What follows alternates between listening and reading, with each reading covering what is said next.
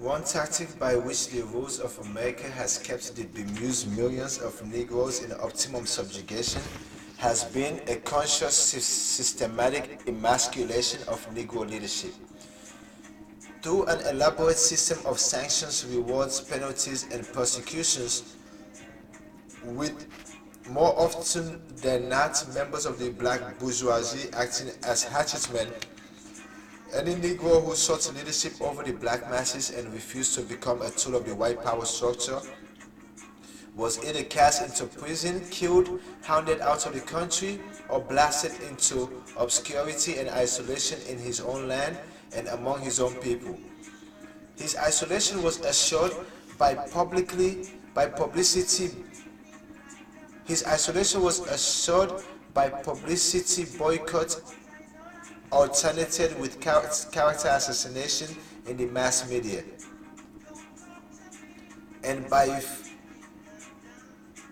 fratricidal power plays of Uncle Toms who control the Negro community on behalf of the white power structures. The classic illustrations of this quash the black militants' policies are the careers of Marcus Garvey, W.E.B. Du Bois, and Paul Robeson. Garvey, who in the first quarter of this century sparked a black mass movement based in America but international in scope and potential, was cast into federal prison and then exiled to England.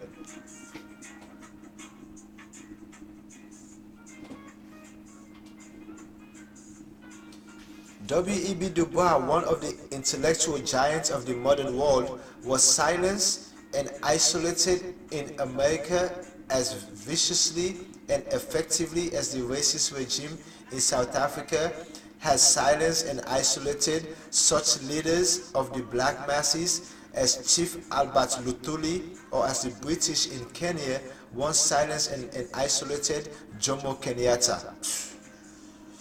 Man, yo.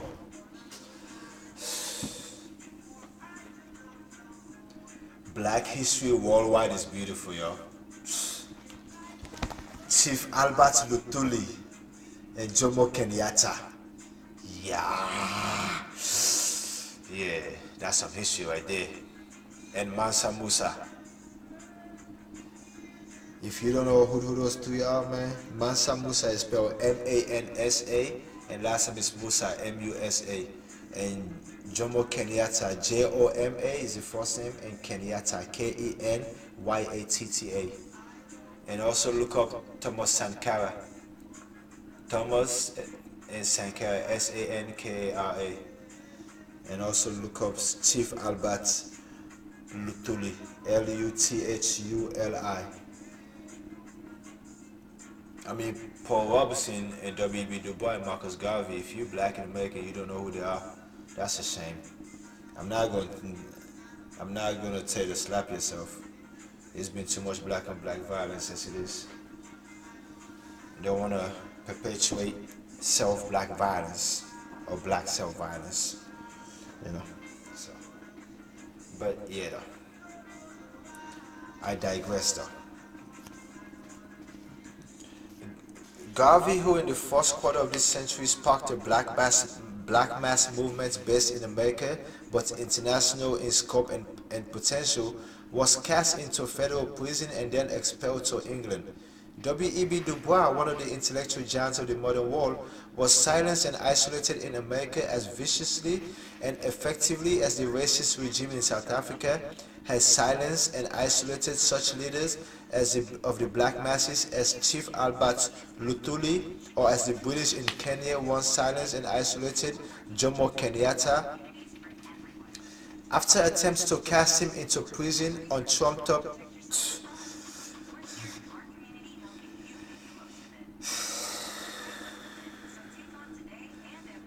you know what the word trumped up mean, right? To make something up. You know what I mean? This guy was born into a family that was known to have a name that would have a meaning to make some shit up. He's a liar, man. Like, the motherfucker lies as he breathes. John McKinney uses that line for somebody else in his book. I'm gonna get to that. It's gonna be awesome. After attempts to cast him into prison on trumped-up charges had failed, Dubois went into exile in Ghana and later renounced the British citizenship of the land of his birth. Paul Robeson was at the apex of an illustrious career as a singer and actor, earning over $200,000 a year. Man, that was a lot of money in the 50s and 60s. What? What? That man was earning money.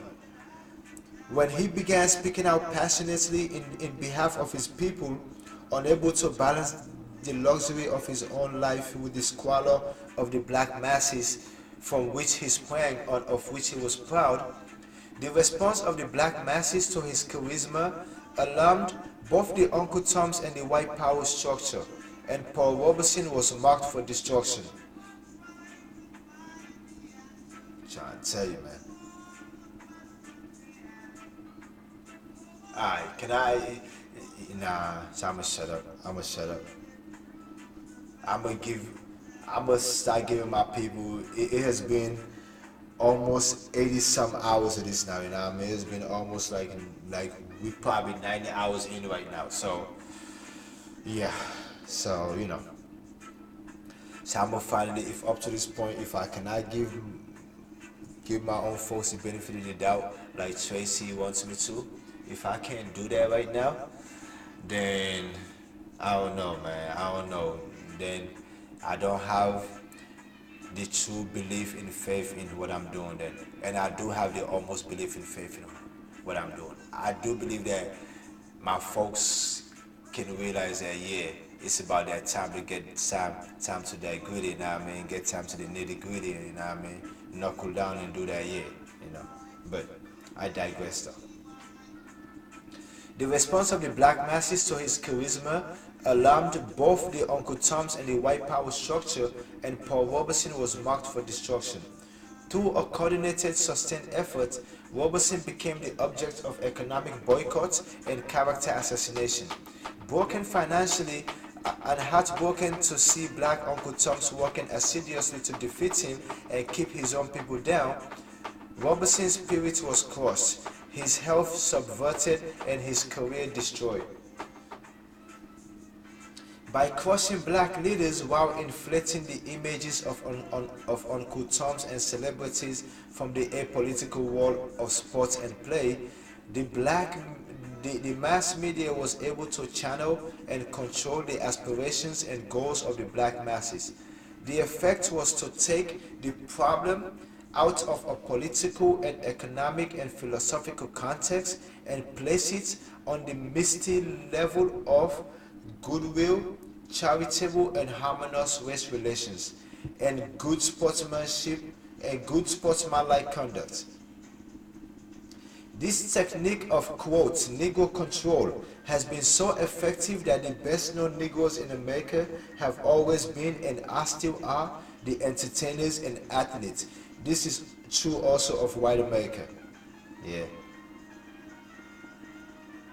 The tradition is that whenever a crisis with racial overtones arise, an entertainer or athlete is trotted out and allowed to expound a predictable, conciliatory interpretation of what's happening.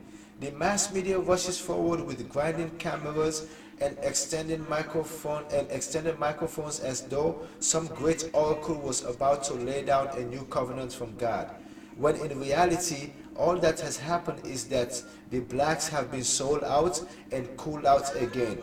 One more time, boom. One more time, boom.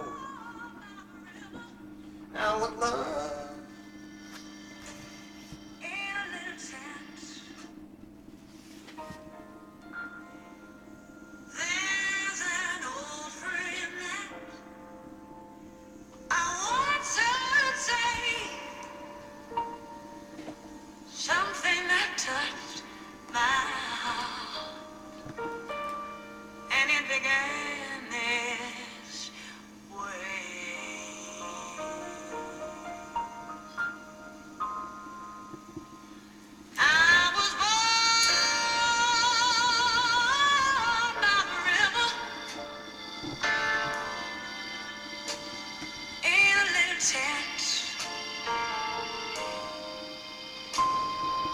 just like the river. I've been running ever since. He said it's been a long time coming, but I know my change is gonna come. Oh yeah.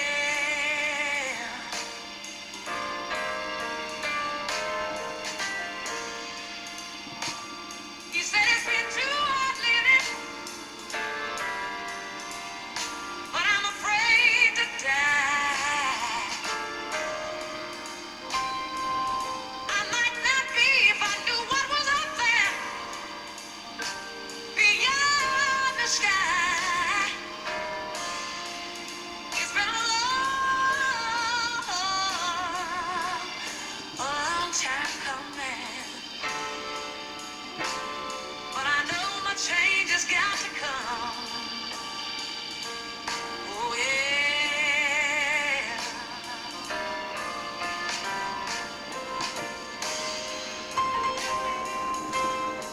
I went to my brother and I asked him, brother, could you help me please?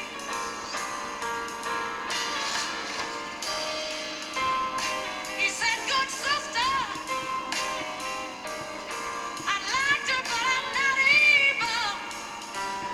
And when I looked around, I was right back down, banging on my bended knee. Yes, I was.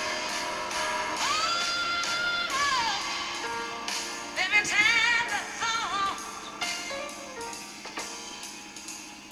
I thought that I wouldn't last for long, but somehow, right now, I believe that I'm able to carry on. I tell you that it's been a long, and oh, it's been an uphill die all the way. I'm gonna come back to you, Rita. I ain't forget about you, girl. May you rest in perfect peace. Man, I'm gonna come back to you, Rita. I gotta get to something real quick.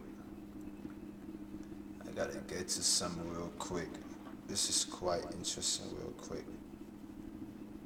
This is quite interesting, real quick.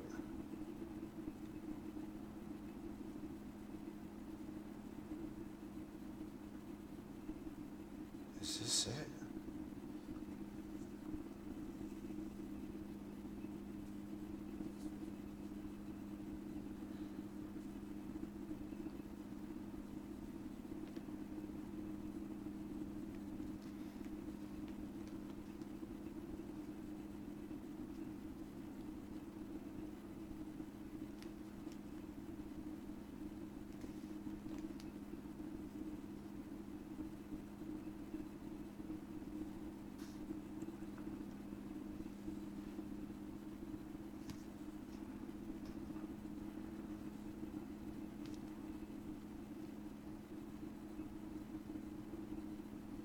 Oh, okay.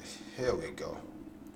These are the tie-breaking votes by vice presidents, right? So we're not gonna go that far. We're just gonna go as far as when Bill Clinton was president. You know what I mean? Since we're about to hear a lot of Bill Clintons, a lot of Clintons about to come out, about to go on their tour. It's election season. Al Gore was president for 8 years. He had a total of four. He had a total of four tie-breaking votes on June 1993, August 93, August 94, and May 99. Dick Cheney had a total of 8. He had April 2001, 2 in April 2001, 1 in May 2002, and yeah. And so far, and this, I got this on February the 2nd. This was provided by the Senate on February the 2nd of 2008 this year. And Mike Pence since then has had about maybe 4 or 5 more tie-breaking votes. And up to that point, he had 8. And let me see here. What's this 3? And the one on February the 7th of 2017, if I'm not mistaken, I think that was when he had a tie-breaking vote to confirm Jeff Sessions. I think it was for Jeff Sessions. I can't remember who it was for, but it says this was the first instance of a vice president tie-break vote on a cabinet nomination. You know what I mean? Like, and every other vote since has been to roll back Obama era policies. You know what I mean? Like, that ain't no, yeah, that ain't no ifs, ands, and buts about that. That's some, yeah. These dudes ain't playing. Let me see what else, yeah. Let me see what else. There was something else I was looking for.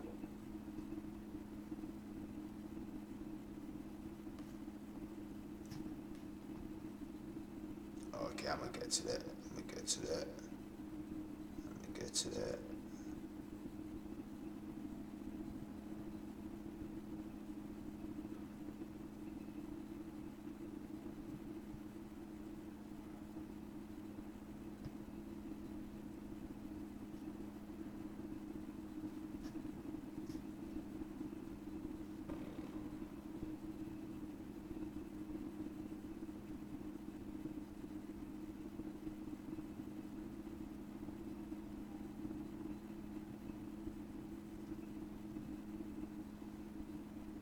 Schedule, search action, internet research.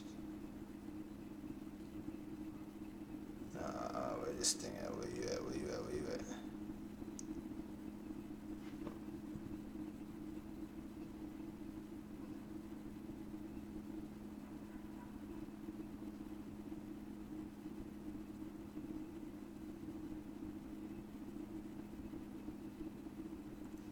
All right. This was the Consumer Financial Protection Bureau, right, by the numbers. I wanted to put this out there because this is a bureau that's been limited in what it was meant to be. It was supposed to be strengthened. If Hillary had won, it would have been strengthened. So I'm pretty much saying this so it can be further proof that we should have a blue wave, so we can make sure that the Consumer Financial Protection Bureau is strengthened again, okay? And these are the fact sheets by the numbers now. It says $11.8 billion, the approximate number of relief to consumers from CFPB supervisory and enforcement numbers. That's the 12 billion that had came out earlier. Okay.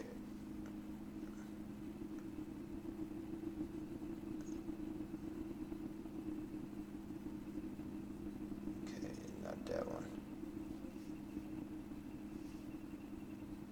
Nah, that's the conclusion of that. That was the conclusion of that.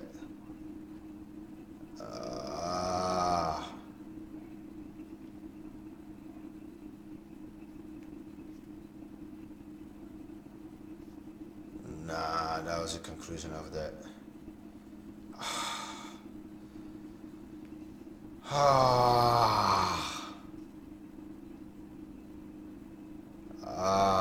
Come on. Okay, come on. That was the wrong data. That was the wrong data, man. Sorry, guys. But the CFPB did return $12 billion back in the 6 years that it was allowed to continue to do the work it was meant to do. But that was just me trying to distract myself from Soul on Ice. I had read some things that didn't sit well with me in my mind, so I should blame it on TRPTRD, but I'm not going to blame it on that. I'm just going to blame it on Alpha PTSD. Yeah. I digress though. This was provided in 2012 by the Gilder Lehrman Institute of American History, right?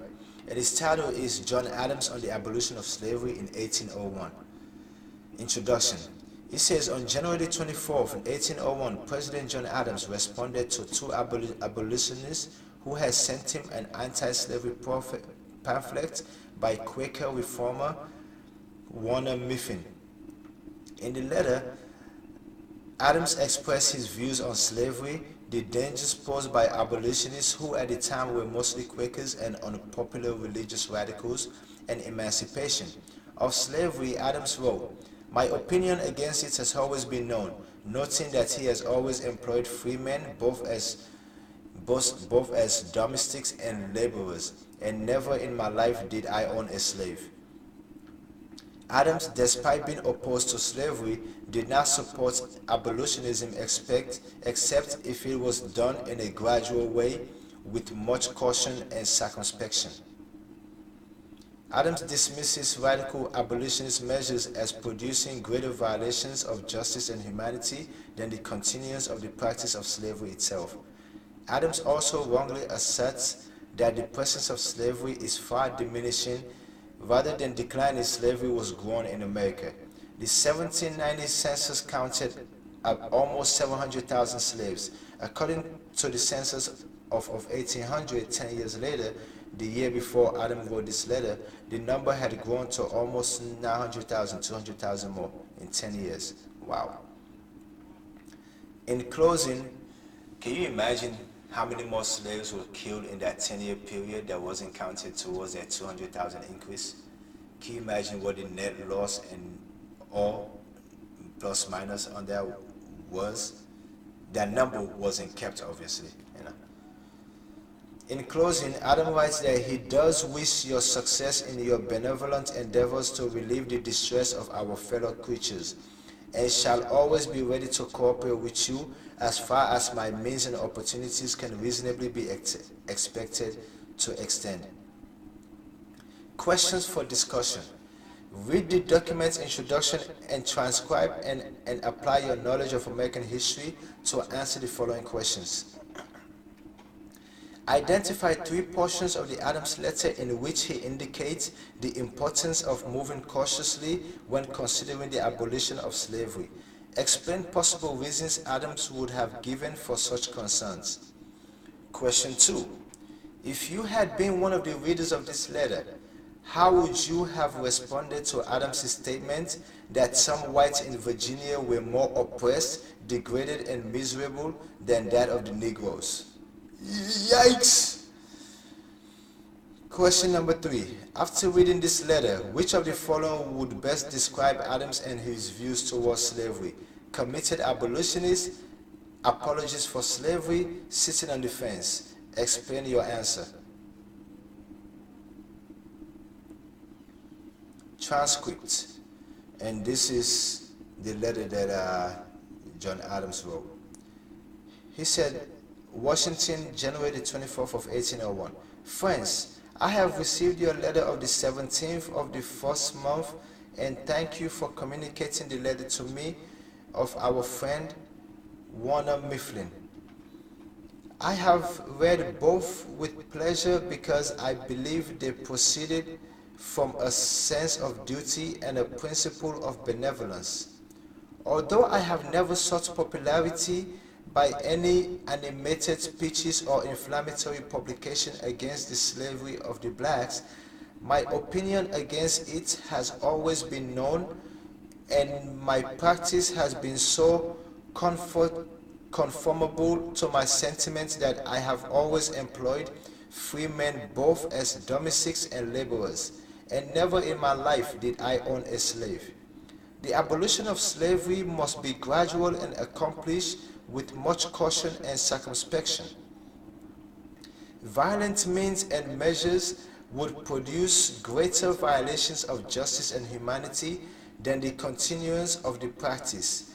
Neither Mr. Mifflin nor yourselves, I presume, would be willing to venture on exertions which would probably excite insurrections among the blacks to rise against their masters and imbue their hands in innocent blood. There are many other evils in our country which are growing, whereas the practice of slavery is fast diminishing. That's what Adams thought in 1801 now.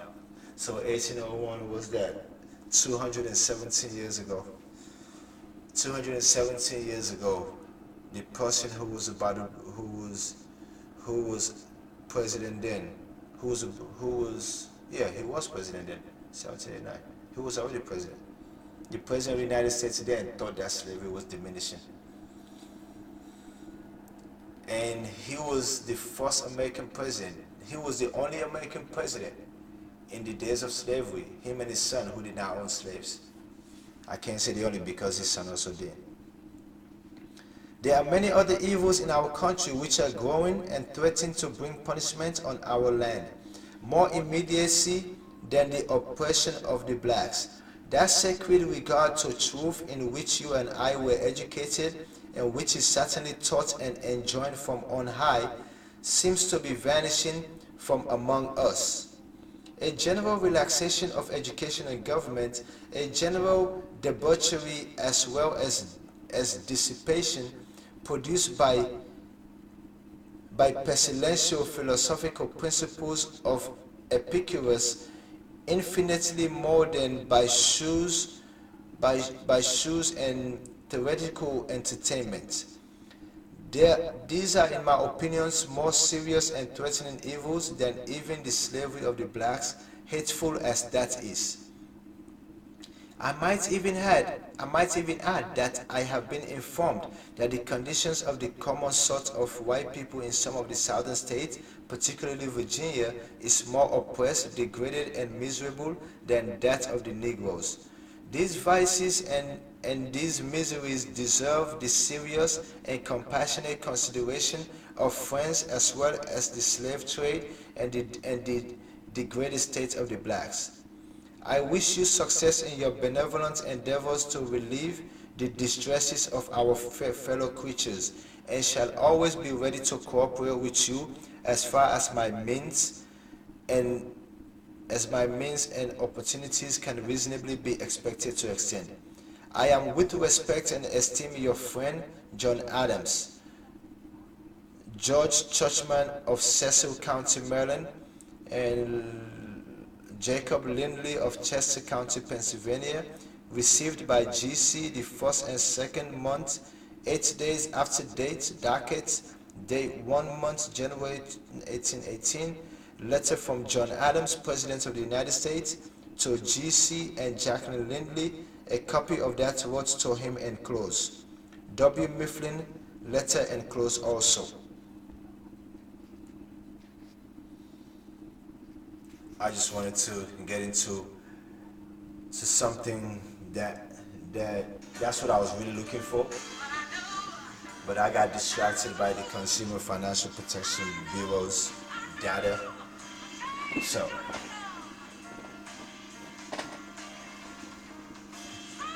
America is on our 45th president right now.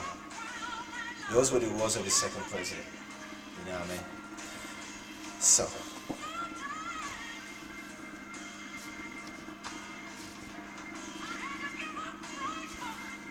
Dr. King's While We Can't Wait. Chapter 2. The Sword That Heals.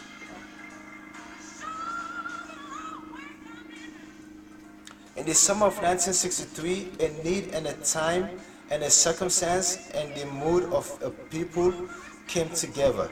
In order to understand and present revolution, it is necessary to examine in more extensive detail the psychological and social conditions that produce it and the events that brought the philosophy and method of nonviolent direct action into the forefront of the struggle.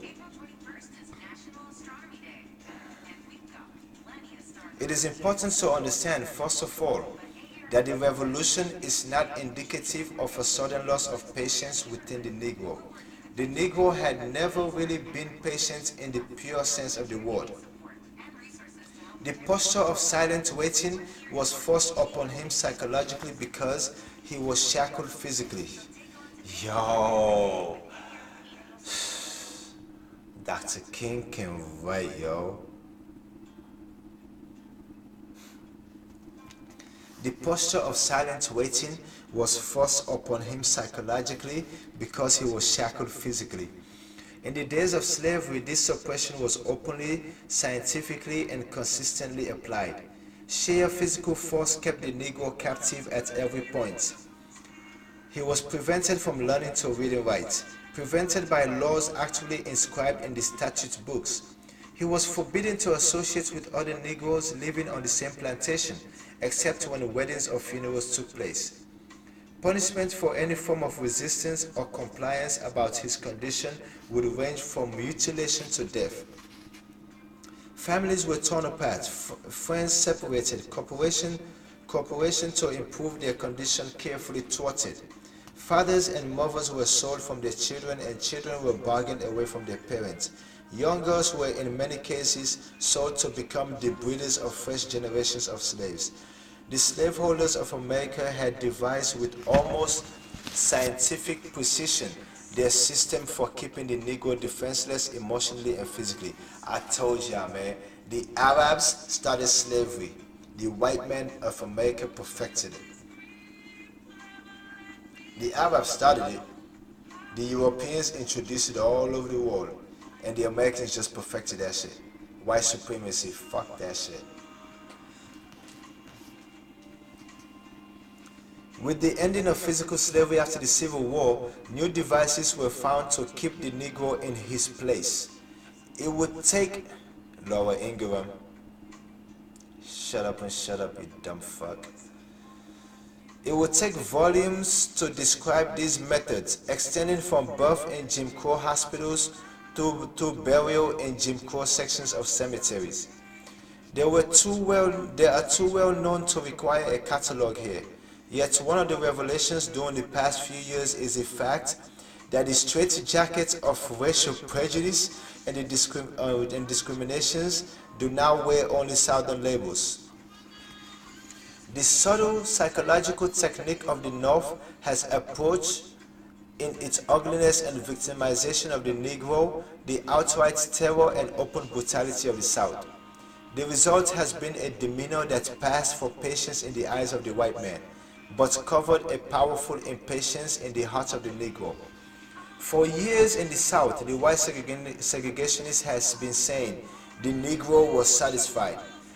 He has claimed we got along beautifully with our Negroes because we understood them. We only have trouble when outside agitators come in and stir it up. Many expressed this point of view knowing that it was a lie of majestic proportions. Others believed they were speaking the truth. For corroboration, they would tell you, why, I talked to my cook and she said, or I discussed this frankly with a colored boy who works for us and I told him to express himself freely. He said, white people in the South may never fully know the extent to which Negroes defended themselves and protected their jobs and in many cases their lives by perfecting an air of ignorance and agreement. In days gone by, no cook would have dared to tell her employer what he ought to know. She had to tell him what he wanted to hear. She knew that the penalty for speaking the truth could be loss of her job. See, that is still affecting us today. That's why when someone like Colin Kaepernick comes out and takes a knee, this happens. He's been elevated to that level because something like that sends a shock to their system. Like, yeah, nah, man. During the Montgomery bus boycott, a white family summoned their Negro cook and asked her if she supported the terrible things the Negroes were doing, boycotting buses and demanding jobs. Oh, no, ma'am, I won't have anything to do with that boycott thing, the cook said. I am just going to stay away from the buses as long as their trouble is going on. No doubt she left a satisfied audience, but as she walked home from her job, on feet already weary from a full day's work, she walked proudly, knowing that she was marching with a movement that would bring into being non-segregated bus travel in Montgomery. Jailing the Negro was once as much of a threat as the loss of a job. To any Negro who displayed a spark of manhood, a Southern law enforcement officer could say, "Nigga, what's your step? Or I'll put you in jail." The Negro knew what going to jail meant.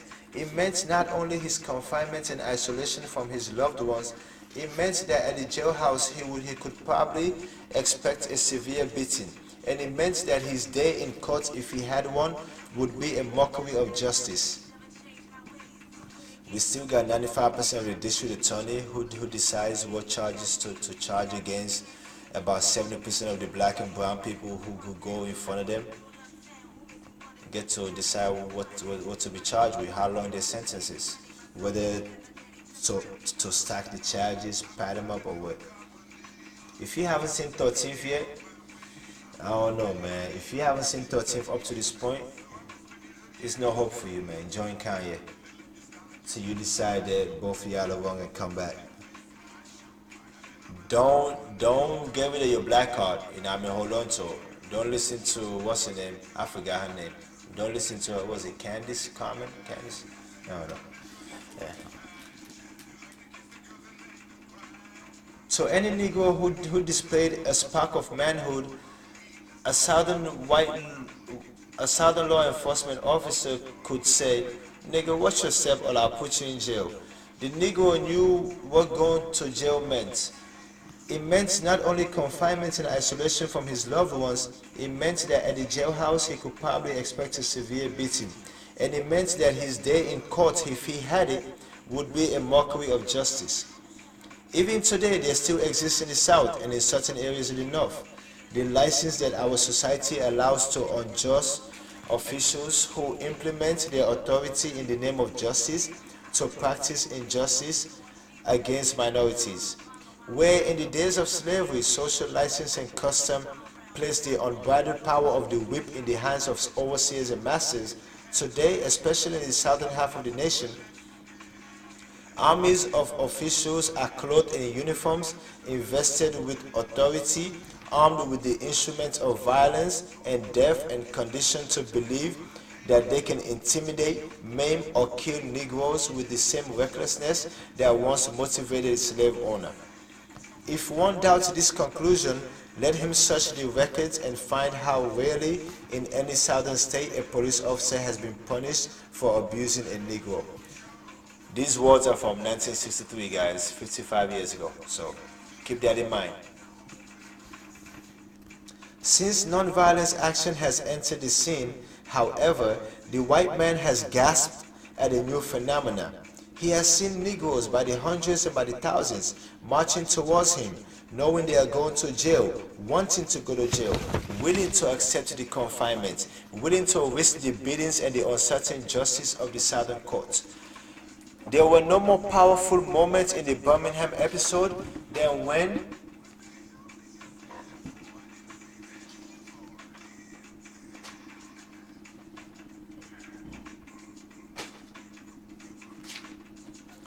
There were no more powerful moments in the Birmingham episode than during the closing days of the campaign when Negro youngsters ran after policemen asking to be locked up.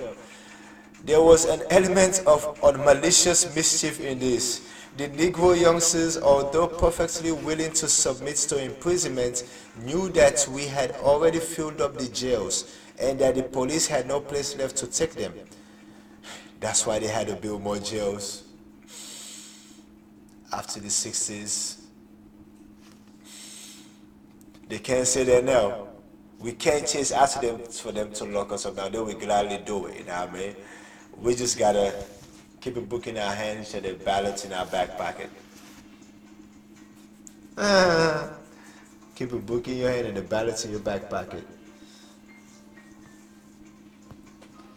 When for decades you have been able to make a man compromise his manhood by threatening him with a cruel and unjust punishment, and when suddenly he turns upon you and says, "Punish me, I do not deserve it, but because I do not deserve it, I will accept it so that the world will know that I am right and you are wrong."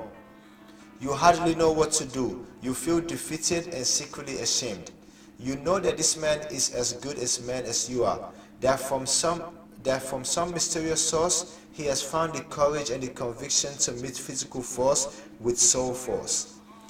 So it was that to the Negro, going to jail was no longer a disgrace, but a badge of honor. Dr. King, I would probably reread this book right now.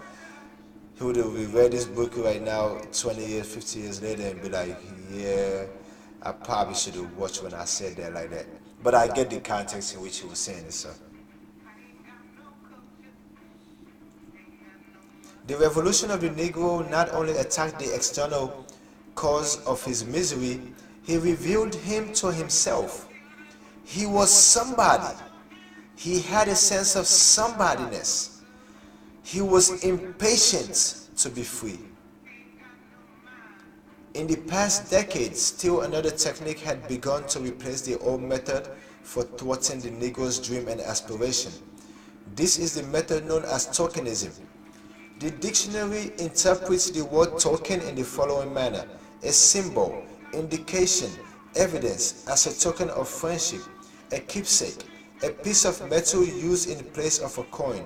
As for paying car fare on conveyance operated by those who sell the tokens, a sign, a mark, emblem, memorial, omen.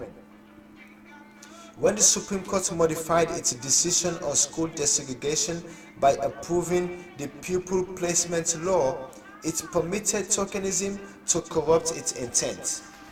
It meant that Negroes could be handed the glitter of metal symbolizing the true coin and authorizing a short-term trip towards democracy. Yo, Dr. Martin Luther King Jr., yo. Oh my God.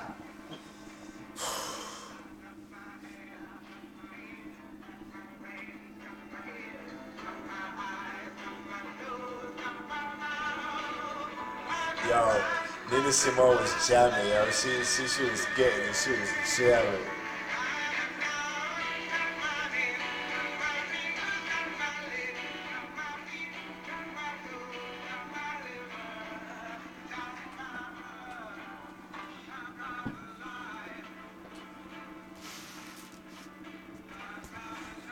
I was born in the wrong generation in the right year.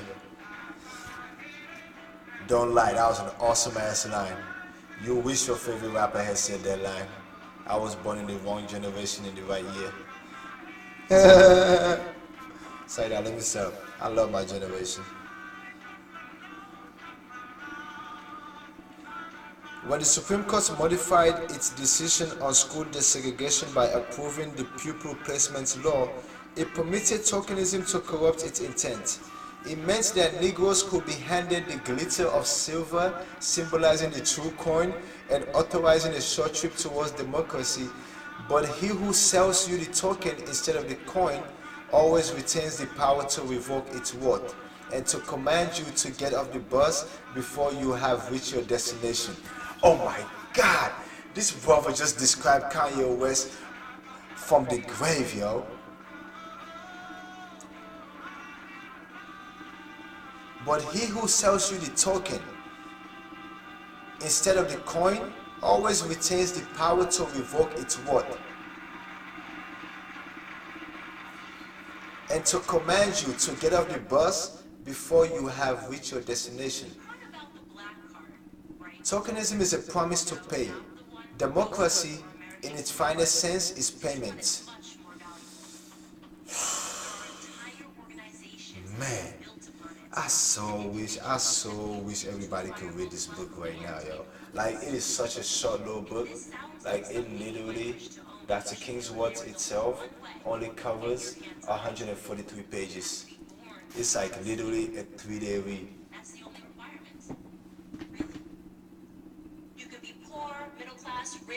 My girl Candace is back. She trying to get me to make sure I go vote for Republicans, you know what I mean? It's like a sister trying to tell another sister brother, you know what I mean? I'm just saying, like, Play the black card expertly, and you can win awards, make millions, all the while claiming that the people who got you there suffer. Well, yeah.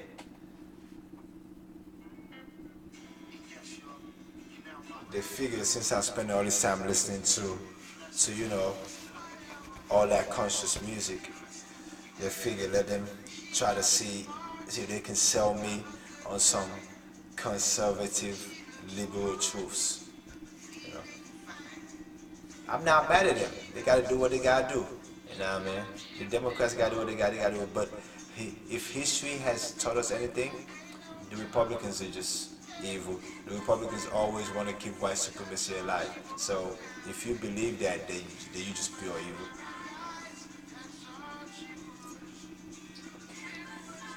There are some Democrats who want to keep the same thing alive like that too, but there aren't plenty compared to on the Republican side.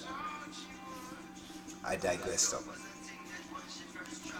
It meant that Negroes could be handed the glitter of metal symbolizing the true coin and authorizing a short-term trip towards democracy. You know what? Let me update this. It meant that Negroes could be handed the hat of material symbolizing Margarism and authorizing a short trip towards democracy. But he who sells you the MAGA hat instead of the mark of freedom always retains the power to revoke its word and to command you to get off the bus before you have reached your destination. Trumpism is a promise to pay. Obamaism, in its finest sense, is payment.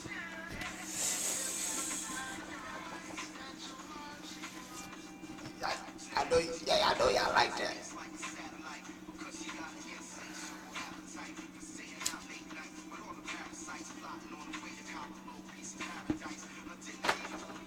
That was an awesome thought. I am so proud of myself that that thought just crept up in my head. Trumpism is a promise to pay.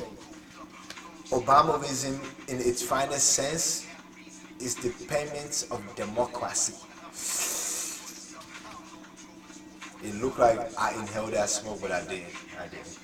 I saw it after I did it. But you probably thinking like, boy, you just sucked in all that smoke, man. Good. The Negro wanted to feel pride in his race. With tokenism, the solution was simple. If all 20 million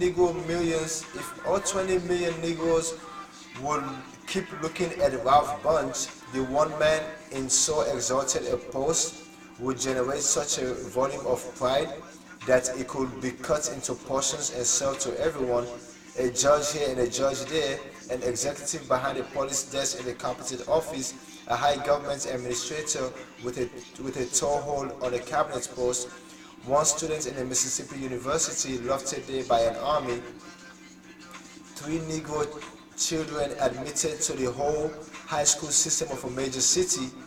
All these were tokens used to obscure the persistent reality of segregation and discrimination.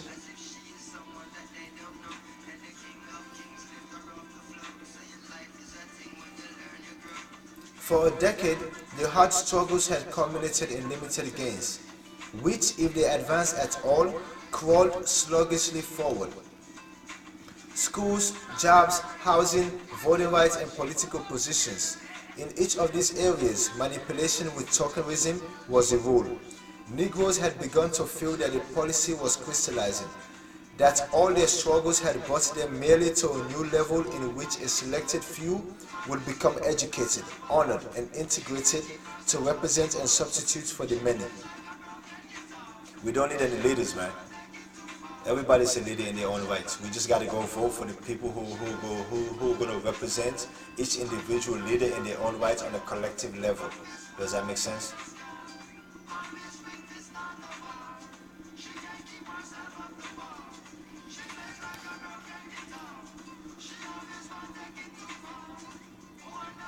Negroes had begun to feel that the policy was crystallizing, that all their struggles had brought them merely to a new level in which a selected few would become educated, honored, and integrated to represent and substitute for the many. Those who argue in favor of tokenism point out that we must begin somewhere, that it is unwise to spawn any breakthrough, no matter how limited. This position has a certain validity, and the Negro freedom movement has more often than not attained broad victories which had small beginnings. There is a critical distinction, however, between a modern start and tokenism. The tokenism Negroes condemn is recognizable because it is an end in itself. Its purpose is not to begin a process, but instead to end the process of protest and pressure. It is a hypocritical gesture, not a constructive first step. I have gone into the Negro's resentment of tokenism at some length, for I believe that analyzing his feelings about it will help to elucidate the uncompromising position he takes today. I think it will explain why he believes that half a loaf is no bread. I think it will justify his conviction that he must not turn back. As I write at the end of the first long season of revolution, the Negro is not unmindful of or indifferent to the progress that has already been made. He notes with approval the radical change in the administration's approach to civil rights and the small but visible gains being made on various fronts across the country. If he is still saying not enough, it is because he does not feel that he should be expected to be grateful for the halting and inadequate attempt of his society to catch up with the basic rights he ought to have inherited automatically centuries ago by virtue of his membership in the human family and his American birthright.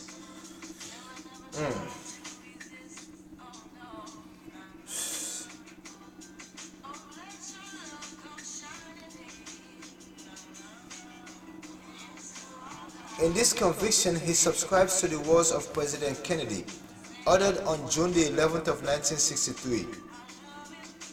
Kennedy will be dead like 5 months later, man. He don't even know. Only a few months before his tragic death. We are confronted primarily with a moral issue. It is as old as the scriptures and is as clear as the American Constitution. The heart of the question is whether all Americans are to be afforded equal rights and equal opportunities. Those who do nothing are inviting shame as well as violence. Those who do act boldly are recognizing rights as well as reality.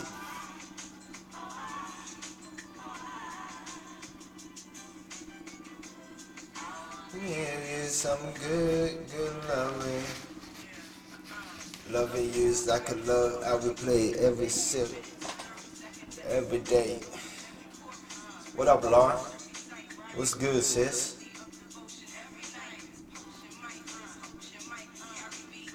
For 100 years since emancipation, Negroes had searched for the elusive path to freedom. They knew that they had to fashion a body of tactics suitable for their unique and special conditions. The words of the Constitution had declared them free, but life had told them that they were a twice burdened people. They lived in the lowest stratum of society, and within it, they were additionally imprisoned by a caste of color. Ooh, poor and black.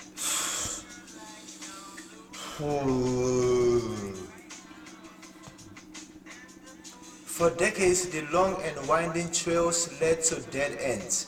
Booker T. Washington, in the dark days that followed Reconstruction, advised them, "Let down your buckets where you are. Be content," he said in effect, "with doing well what the times permitted you to do at all." However, this path, they soon felt, had too little freedom in its present and too little promise in its future. Dr. W.E.B. Du Bois, in his earlier days at the turn of the century, urged the talented 10th to rise and pull behind it the mass of the race. His doctrine served somewhat to counteract the apparent resignation of Booker T. Washington's philosophy. Yet, in the very nature of Dr. Du Bois' outlook, there was no role for the whole people. It was a tactic for an aristocratic elite who would themselves be benefited while leaving behind the untalented 90%. That's why I'm asking everybody of color to read, man. You know what I mean? Like, I'm not gonna promise you that with just a high school education under your belt, you can read your way to understanding PhD level concepts. I can't either, but I can hold my own because you're not gonna bullshit me with the words that are coming out of your mouth. Do you understand the words that are coming out of my mouth? You know what I mean? I'm just saying. You know what I mean? It makes sense because I truly understood what Booker T. Washington was about in his time, you know what I mean? And then how W.E.B. Du Bois came and upended that and said, okay, we gotta do it this way. But also, like Dr. King pointed out, even Du Bois in his understanding of his day was limited to the scope of what he could achieve as a black man in his time. You know what I mean? So that like it's a progress thing. It's a fighting battle. That's why when people say what did Obama do for the black community, I always stop and I think, as someone who was alive during the 8 years, who was a conscious black man in those 8 years, only 4 months that man had a full Congress. That wouldn't have been if we had gone out and voted gung ho like we did in 2008. If we would have done the same thing in 9, 10, 11, 12, 13, 14, and 15. Even if we wouldn't have voted for Hillary in 16, Dump Truck would not have had a Republican Congress. He would have been a lame duck president from day one. If we would have gone out and voted gung ho like we voted in 2008 and all those things that I just pointed out. Like, y'all know I'm right. They ain't no, yeah. You know what I mean? So I'm just saying, man, there's a method to my madness, people. And that madness is not as far-fetched as you might think it is. It is actually a beautiful, smart madness. Polonius ain't never lied about that. Thank you, Miss Donnelly.